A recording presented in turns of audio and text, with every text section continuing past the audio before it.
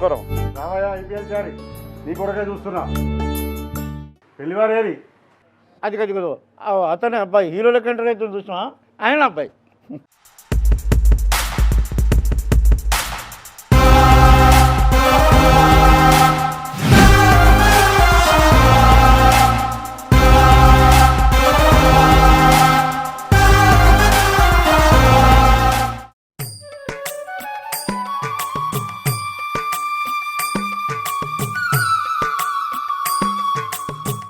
ఇతనే అబ్బాయి శ్రీకాంత్ ఇండియన్ బ్యాంకులో అసిస్టెంట్ మేనేజర్గా చేస్తుండు. ఇతను వచ్చేసి అబ్బాయి వాళ్ళ ఫ్రెండ్. బాబాయ్ అమ్మాయిని వినిపించండి.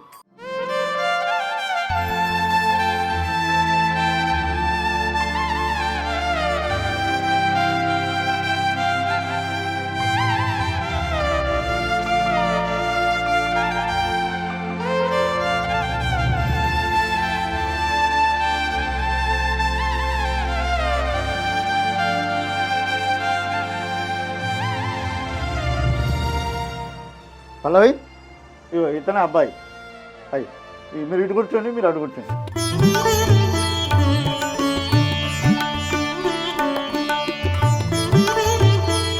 నా పేరు శ్రీకాంత్, ఇండియన్ బ్యాంక్లో అసిస్టెంట్ మేనేజర్గా పనిచేస్తున్నాను. నాకు వెనక ముందు ఎవరు లేదు, వీడు తప్ప. మేము అనాథలు.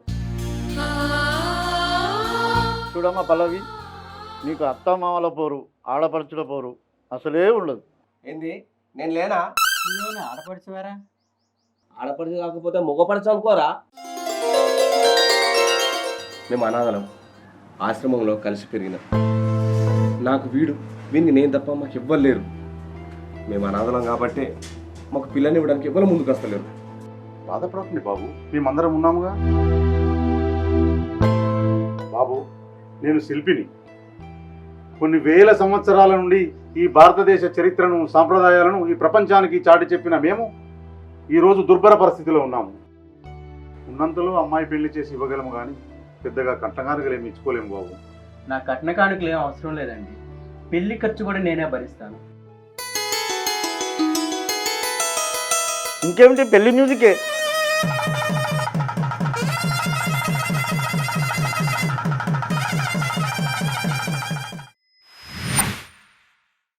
ఏమండి లేవండి, ఆఫీస్కి లేట్ అవుతుంది, లేవరా? లేవండి లేవండి.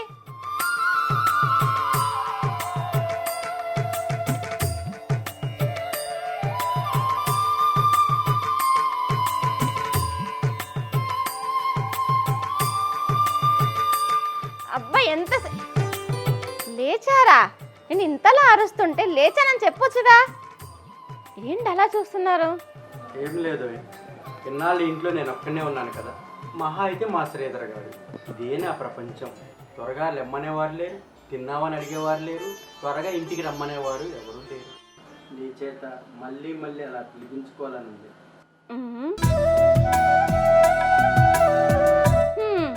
పిలుస్తా. మీరు ఆఫీస్కి సెలవు పెట్టుకొని ఇంట్లోనే ఉండండి, రోజంతా పిలుస్తా. టైం ఏంటైందో చూసారా?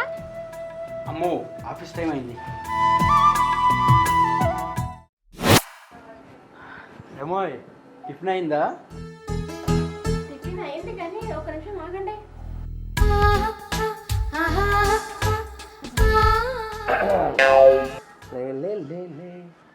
ఏంట్రా అక్కడే ఏమన్నా సెన్సర్ సీన్ ఏమోనని.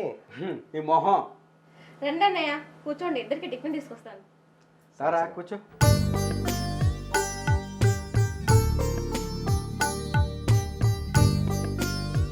అరే చూసావారా, పెళ్ళైతే మన దగ్గరికే టీలు కాఫీలు భోజనాలు. ఆహా, ఇదిరా జీవితం అంటే. నేను ఇంకెన్నాళ్ళు చేయగలుచుకోవాలో ఏమిటో. మీరెందుకన్నయ్య చేయి కాల్చుకోవడం? మీ పెళ్ళయ్యేంత వరకు చక్కగా నేనే వండి పెడతాను, ఇక్కడే తినండి. ఇన్నాళ్ళు మాత్రం ఎక్కడ తిన్నాడు అనుకుంటున్నావు? ఇక్కడే తిన్నాడు. కాకపోతే వాడికి వచ్చినట్లు వాడికి నచ్చినట్లు చేసుకు తిన్నాడు. ఇప్పుడు నువ్వు పెట్టింది తింటాడు.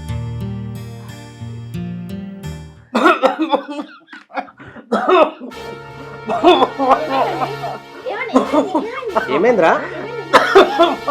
చలమా శ్రీకాంత్, శ్రీకాంత్. అరే ఏంటండి బ్లడ్ వస్తుంది? ఏంటండి అన్నయ్య, ఎందుకైనా మంచి ఒకసారి హాస్పిటల్ తీసుకెళ్ళండి అన్నయ్య, నాకు భయంగా ఉంది. పల్లవి నువ్వేం పోయి కంగారు పడుకో. నాకు అప్పుడప్పుడు వేడి చేసినప్పుడు ఇలాగనే వస్తూ ఉంటుంది. అరే శ్రీకాంత్, నేను కూడా ఎన్నోసార్లు చెప్పాను నీకు. ఇప్పుడు చెల్లమ్మ చెప్పింది కదా తన మాటను, పా హాస్పిటల్కి వెళ్దా. నేను ఇట్లా మీలాగే వేడి చేసింది అనుకున్నా, కానీ అప్పుడప్పుడు మీకు తలనొప్పి జ్వరం వస్తుంది అన్నారు కాబట్టి బ్లడ్ టెస్ట్ చేయమన్నా. బ్లడ్ రిపోర్ట్ వచ్చేదాకా వెయిట్ చేయండి, తర్వాత నేను మెడిసిన్ రాసిస్తాను.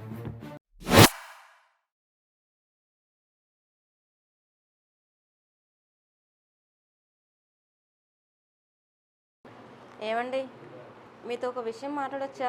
ఏంటో చెప్పు. ఏమీ లేదండి, ఈ మధ్య మీరు నాతో సరిగా మాట్లాడడం లేదు, సరిగా భోజనం చేయడం లేదు. నాకేమైంది? నేనంతా బాగానే ఉన్నాను. అయినా నాకు బ్యాంకులో 1,00,000 పనులు, 1,00,000 టెన్షన్లు ఉన్నాయి నాకు. అవన్నీ నీకు చెప్పాలా? నీకెందుకు? అలా కాదండి, నా వల్ల ఏమైనా తప్పు జరిగిందేమో అని అడుగుతున్నాను అంతే. నాకేమైనా రోగం వచ్చి నేను పిచ్చివాడు అవుతున్నానా? అయినా నేను ఇప్పుడు అంతగా ఏమన్నానండి? సరేలేండి, ముందు భోజనం చేయండి. ఏం కూర? పాలకూర అండి. పాలకూర నాకు ఇష్టం లేదా? నీకు ఎన్నిసార్లు చెప్పాను? అయినా నా వంట నేను చేసుకుంటాను కదా, నీకు వంట రాకపోతే?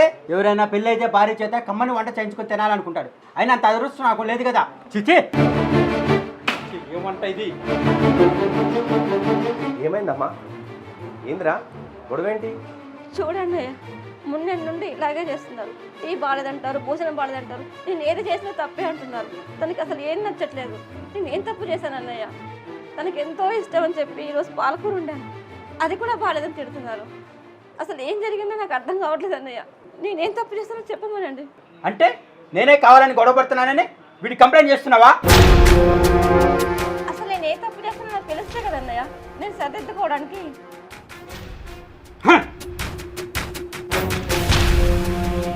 వాడు అంతేనమ్మా, వాడి మూడు బాగాలేనప్పుడు వారం రోజుల్లో, నెల రోజుల్లో వాడు ఇలానే ప్రవర్తిస్తాడు. ఒక పని చెల్లె, నువ్వు ఒక 4-5 రోజులు మీ ఇంటికి వెళ్ళు. అంతలోపల వాడికి నేను సర్ది చెప్తాను. ఇలాంటి టైంలో పుట్టింటికి వెళ్తే ఏం బాగుంటుంది అన్నయ్య? నా మాటిని రా, 4-5 రోజుల్లో నేను వెతుకుంటూ వచ్చేలా నేను చేస్తా.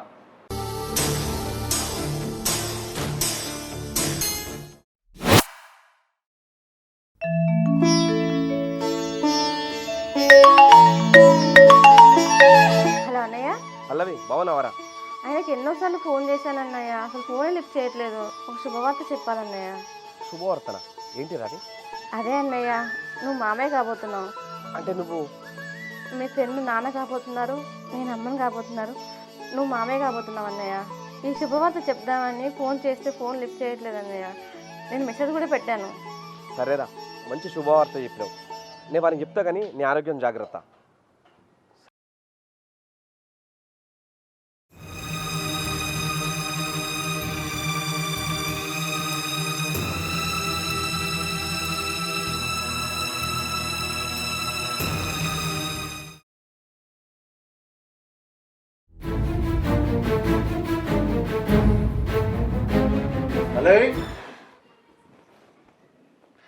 అన్నయ్య, ఆయన వచ్చాడా?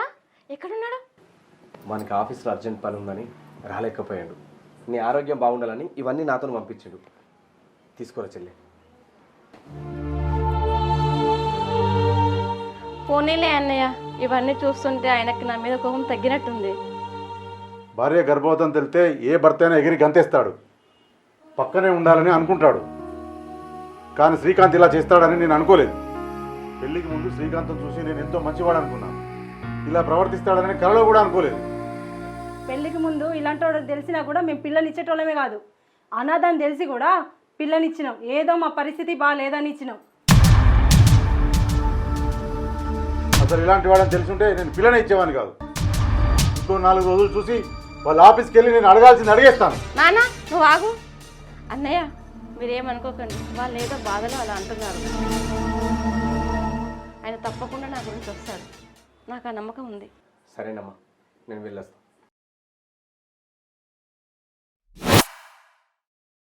హలో అన్నయ్య. అమ్మా, నాన్న, ఆయన రమ్మన్నారంట, నేను వెళ్తున్నాను. ఈ టైంలో ఎట్లా వెళ్తావమ్మా? మనం కూడా వెళ్దామండి.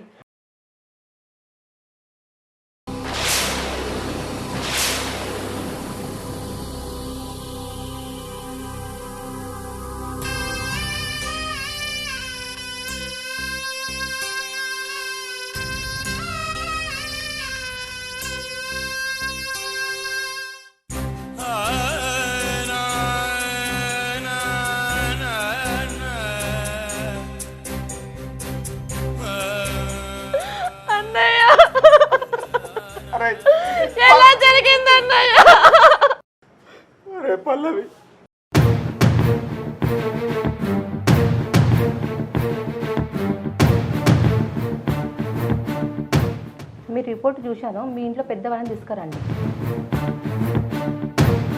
ఏమైంది మేడం? ఏమైనా ప్రాబ్లమా? మాకెవరూ లేరండి. వాడికి నేను, నాకు వాడు. పర్వాలేదులేండి, ఏ విషయమైనా సరే చెప్పండి. సరేలే. ఇది బ్లడ్ క్యాన్సర్లో ఒక రకం, మల్టిప్లై మైలోమా అంటారు. నెమ్మదిగా మొదలై చివరి దశలో తీవ్రంగా మారుతుంది. బయటకు మాత్రం సాధారణంగా ఉంటారు. రాను రాను తలనొప్పి, కళ్ళు మసకమాడడం, మాట తడవడం ఇలాంటి మార్పులు వచ్చి చివరికి చనిపోతారు. ఇప్పుడు ఎలా మేడం? అది ఏ స్టేజ్లో ఉంది? సారీ అండి, లాస్ట్ స్టేజ్లో ఉంది.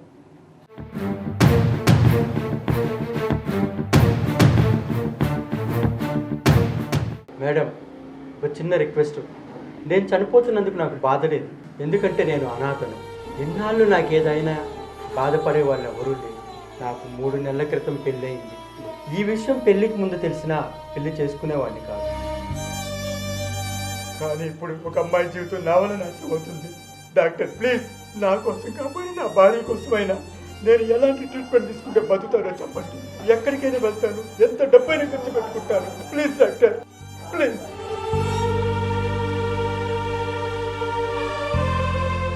అవును మేడం, మేము ఎందుకు పుట్టామో ఎవరికి పుట్టామో మాకే తెలియదు. ఇప్పుడిప్పుడే మా వాళ్ళ జీవితంలో వెలుగులు కనబడుతున్నాయి. మళ్ళీ వాళ్ళ జీవితంలో చీకట్లు రాకుండా చూడండి మేడం, ప్లీజ్ మేడం, ప్లీజ్. మీ పరిస్థితిని నేను అర్థం చేసుకోగలను, కానీ నేను ఏం చేయలేను. మీకున్న టైం నెలనా 2 నెలలు నాకే తెలియదు. ఐఎమ్ సారీ అండి.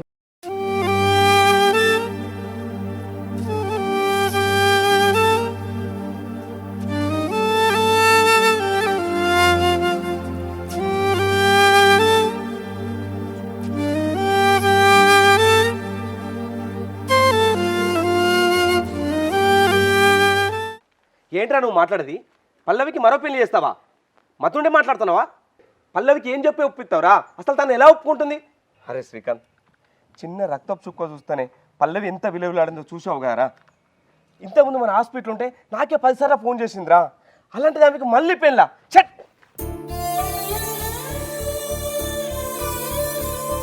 సరే, ఓ పని చేద్దాంరా.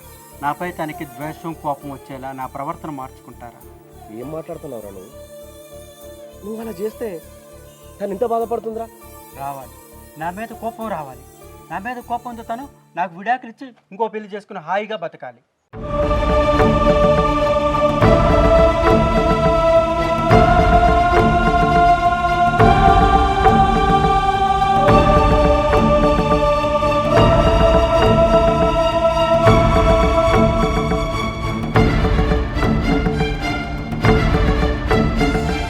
అయినా అంత అదృష్టం నాకు లేదు కదా. చిచి,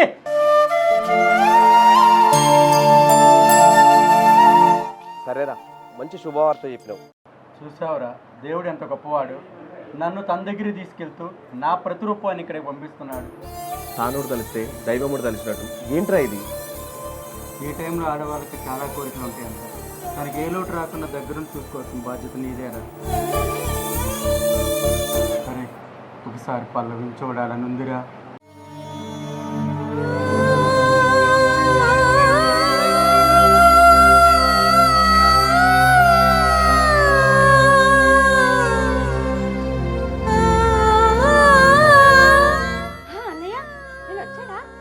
నీ ఆరోగ్యం బాగుండాలని ఇవన్నీ నాతో పంపించింది. పోనీలే అన్నయ్య, ఇవన్నీ చూస్తుంటే ఆయనకి నా మీద కోపం తగ్గినట్టుంది. పెళ్ళికి ముందు ఇలాంటి వాడు తెలిసినా కూడా మేము పిల్లలు ఇచ్చేటోళ్ళమే కాదు, అనాథని తెలిసి కూడా పిల్లనిచ్చినాం. ఏదో మా పరిస్థితి బాగాలేదని ఇచ్చినాం. అసలు ఇలాంటి వాడని తెలుసుంటే నేను పిల్లని ఇచ్చేవాడిని కాదు.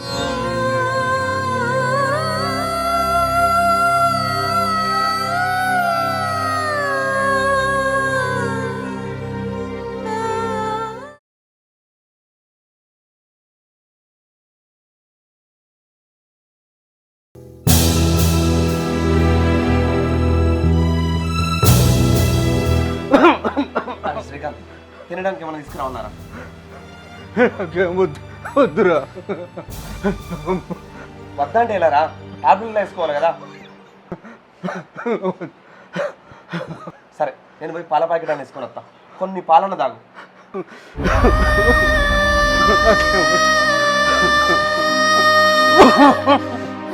ట్యాబ్లెట్లు వేసుకుంటే ఏం లాభంరా? నేనేమన్నా బతుకుతానా?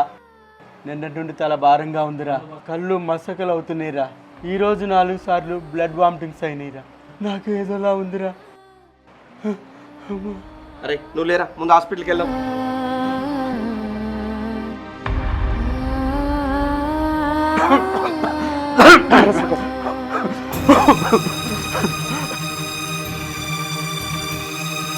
అరే శ్రీకాంత్, శ్రీకాంత్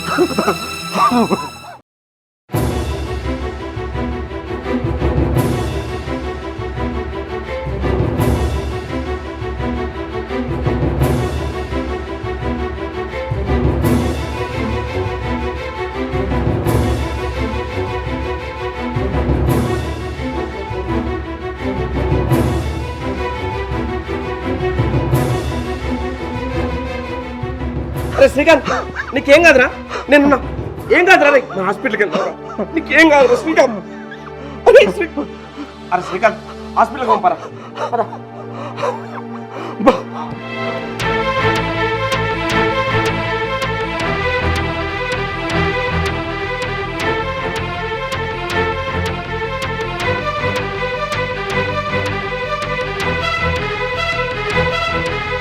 హాస్పిటల్కి వెళ్దాం పరా.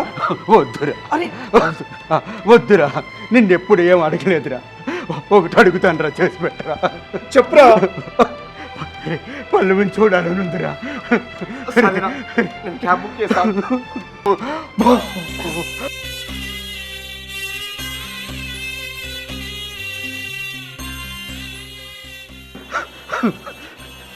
పల్లవి జాగ్రత్త, పల్లవికి ఏ లోటు రాకుండా చూడరా.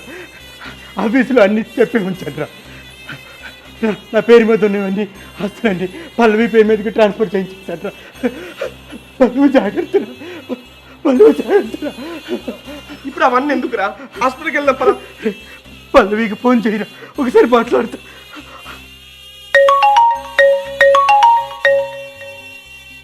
ఏమైందిరా?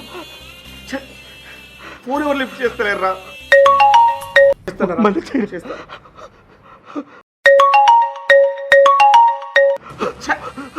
అరే ఫోన్ ఎవరు లిఫ్ట్ చేస్తలేరురా?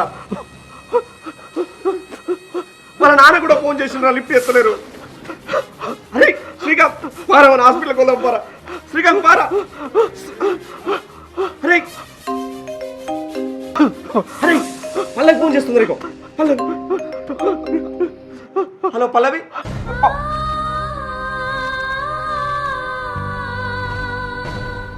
పల్లవి, హలో అన్నయ్య, హలో పల్లవి. ఫోన్ సైలెంట్లో ఉందన్నయ్య, చూసుకోలేదు. అవునరా, నీకోసే ఫోన్ చేసిన. ఫోన్ ఆయనే చేయమన్నారా? అవునరా, రమ్మన్నారా? రమ్మన్నాడు. నా మీద కోపం పోయిందా? అవునరా. సరే అన్నయ్య, ఇప్పుడే వచ్చేస్తాను. రారా, ఇంటికి రమ్మంటాడు. రా ఈ టైంలో ఎట్లా వెళ్తామమ్మా? మనం కూడా వెళ్దామండి.